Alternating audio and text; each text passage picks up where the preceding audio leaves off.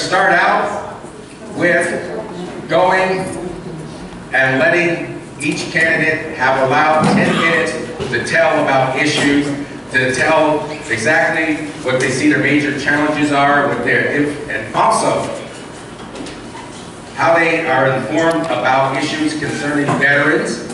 How many are concerned with that? Amen. All right. So now I'll go ahead and start off with the Congress first. Okay, the people running for then Assembly, and then so on, State Senate, and so on. Okay, so first off, we'll start off with Steve Knight. So let's give him a great applause.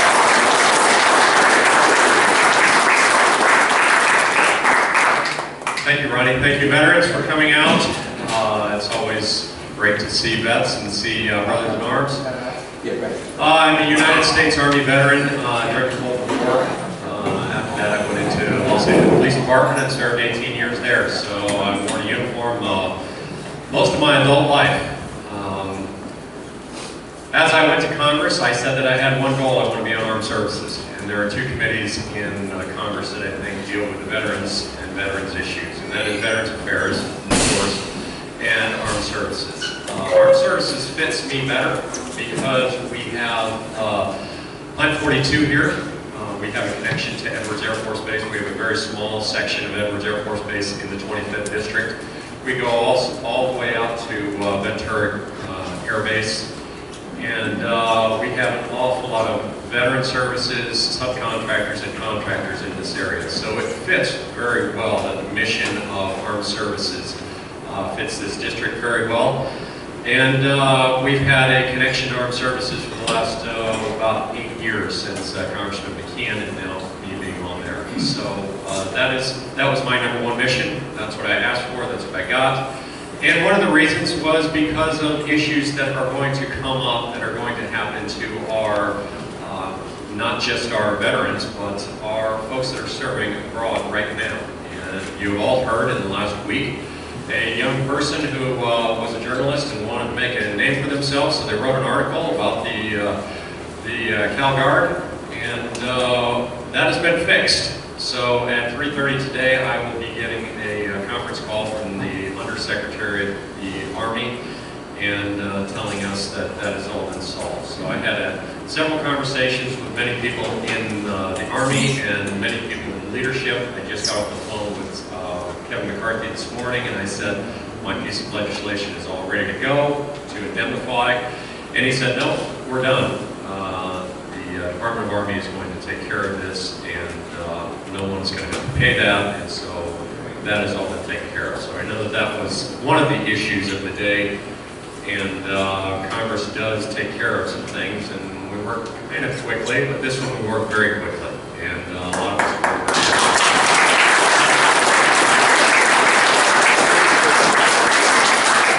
Yeah, an awful lot of vets in the California delegation, and we bind together, Republicans and Democrats, and we bind together to talk about vet issues, talk about what's happening with our folks that are employed, what's happening with our services on our bases.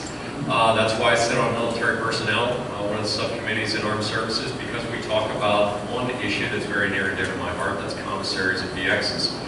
And there's been a move to get rid of commissaries. And so we've had to stand up the last couple of years and say, you know, have you ever been to Edwards Air Force Base? Have you ever been to some of these bases that are out in the boonies? I wouldn't say Edwards is out in the boonies. I think it's the center of everything.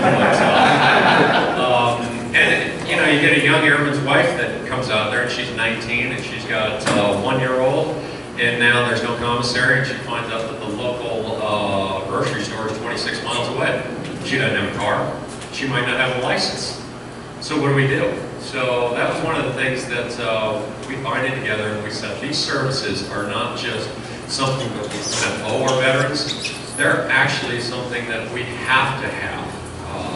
That is just common sense. So we will always fight for what is right on basis, the services, and the right living quarters.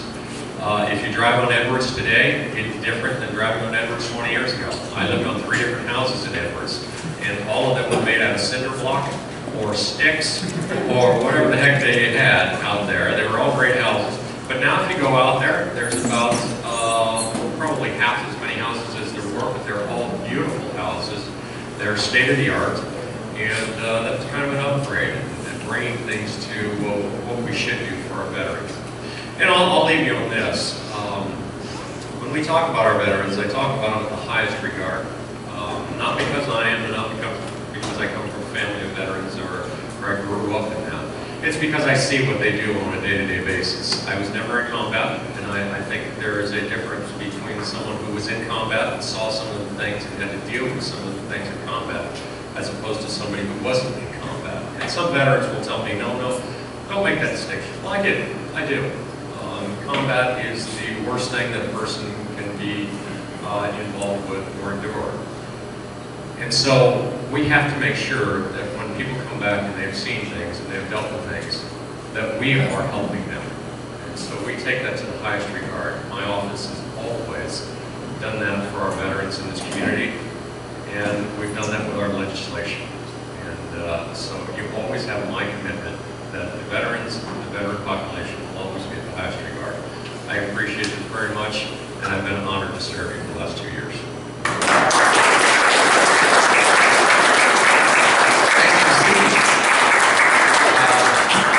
What I wanted to tell you is that they need ammunition and they need help to correct the system. They can't do it all, right? I mean, you guys need help from us. I mean, really. And the ones that are here today, I know are the ones that are going to vote. So, what I have here is for them is a letter from President Obama and saying that the VA system is broken and needs to be fixed. So what I'm giving this letter to them for is ammunition for them, because when they go to whoever, here's the top person saying that the VA system is broken and needs to be fixed.